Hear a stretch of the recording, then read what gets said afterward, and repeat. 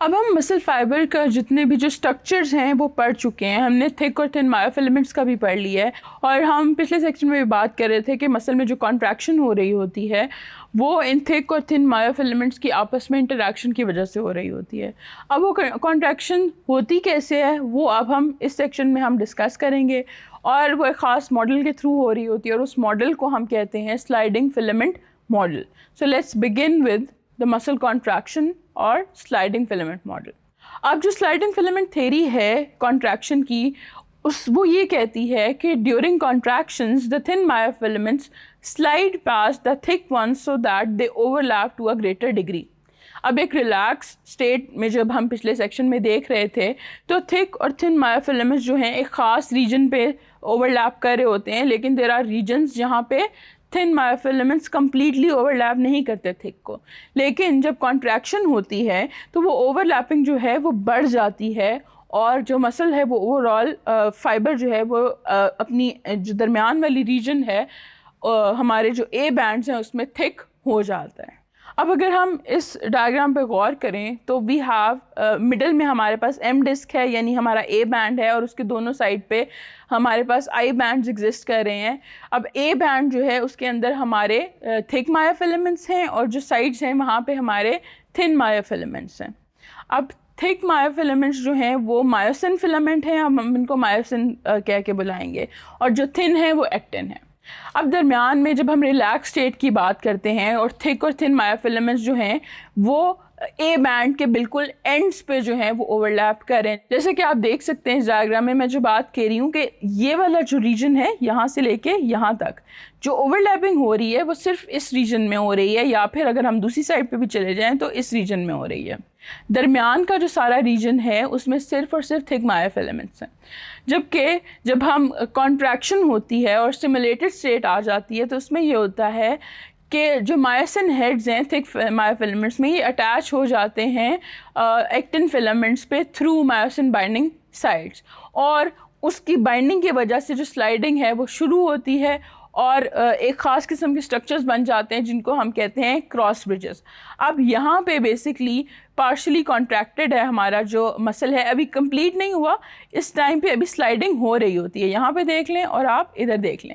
अब अगर हम इस वाले रीजन को कंपेयर करें, यहाँ पे सिर्फ ये वाला रीजन है जहाँ पे ओवरलैपिंग हुई है, और एज़ कम्पेयर टू दिस ये अगर हम देखते हैं तो ये काफ़ी ज़्यादा है। अब तीसरे स्टेप पे आते हैं जब एक मसल फुली कॉन्ट्रैक्ट हुआ हुआ है। तो अब यहाँ पे दोबारा से अगर हम गौर करें तो ये रीजन देखें, ये जो ओवरलैपिंग है ये काफ़ी ज़्यादा हो गई है, इधर भी और इधर भी।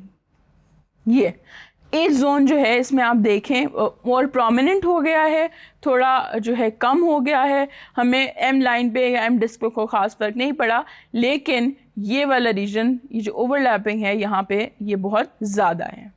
अब यहाँ पे जो चीज़ें बनी हैं, यानी ये जो ओवरलैपिंग की वजह से जो स्ट्रक्चर्स बने हैं, जो लिंक्स बने हैं, इन लिंक्स को हम कहते हैं क्रॉस ब्रिजेस। और क्रॉस ब्रिजेस जो हैं they are formed and broken several times during a contraction, acting like tiny ratchets to generate tension and propel the thin myofilaments towards the centre of the sarcomere.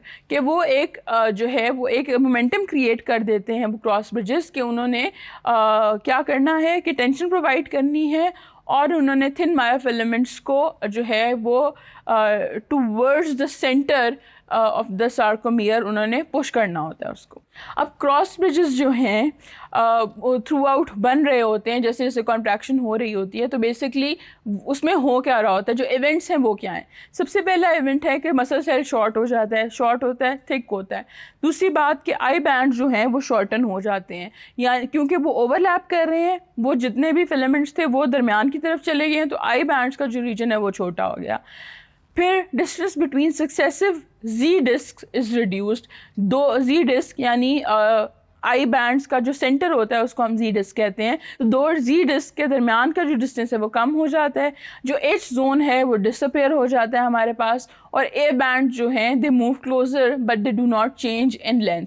A band जो है उनकी length जो है वो नहीं change हो रही, लेकिन वो दरमियान में थोड़ा सा मूव जो है ज़्यादा कर जाते हैं। तो इस तरह से क्रॉस ब्रिजेस जो हैं उन वो जब बन रहे होते हैं और टूट रहे होते हैं तो ये वाले सारे स्टेप्स हो रहे होते हैं। ये वो टाइम है जब क्रॉस ब्रिजेस बने हुए हैं और सारा जो मसल है वो कॉन्ट्रैक्ट हुआ हुआ है। फिर जो क्रॉस ब्रिजेस हैं ये डिफरेंट तरीके से कंट्रोल किए जाते हैं। कंट्रोल किस तरह होते हैं कि 4 बेसिक स्टेप्स हैं। सबसे पहले होता यह है कि रेस्टिंग स्टेट को हम देख लेते हैं कि रेस्टिंग स्टेट में हमारा जो एक्टिन और मायोसिन फिलामेंट्स हैं वो इस तरह से एग्जिस्ट कर रहे हैं कि एक्टिन की जो मायोसिन बाइंडिंग साइट्स हैं वो ब्लॉक्ड हैं अभी। मायोसिन जो है उसके साथ एडीपी अटैच्ड है, एटीपी नहीं है, एटीपी जो है वो हाइड्रोलाइज्ड फॉर्म में है यानी एडीपी की फॉर्म में। फिर अगले स्टेप में यानी बी में क्या होता है कि कैल्शियम आता है। कैल्शियम जो है वो ट्रोपोनिन के साथ बाइंड करता है। अब ट्रोपोनिन पे जब कैल्शियम बाइंड होगा तो उसकी वजह से ये होगा कि जो साइट्स हैं और मायोसिन बाइंडिंग साइट्स हैं एक्टिन के ऊपर वो क्लियर हो जाएंगी।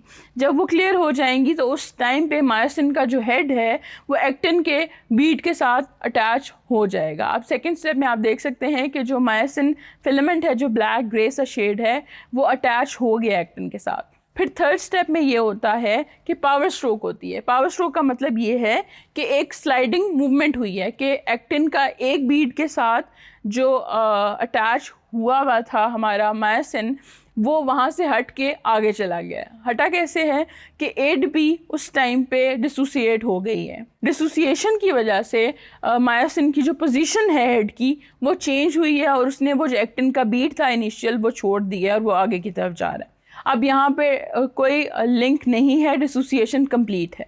नेक्स्ट स्टेप में ये होता है कि जब एक नया एटीपी का मॉलिक्यूल मायोसिन के साथ आके बाइंड करता है तो वो दोबारा से जो उसकी पोजीशन है वो चेंज हो जाती है, यानी वो पहले आगे की तरफ गया हुआ था तो वो दोबारा अब अपनी ओरिजिनल पिछली पोजीशन पे चला जाएगा और एक एक्टिन की नई एक्टिन बाइंडिंग साइट के साथ बाइंड कर जाएगा। इसकी वजह से स्लाइड होगा पूरा का पूरा फिलामेंट और ये स्लाइडिंग एक क्रॉस ब्रिज बन के टूटा है और ये दोबारा यहाँ पे क्रॉस ब्रिज बनने लगा है।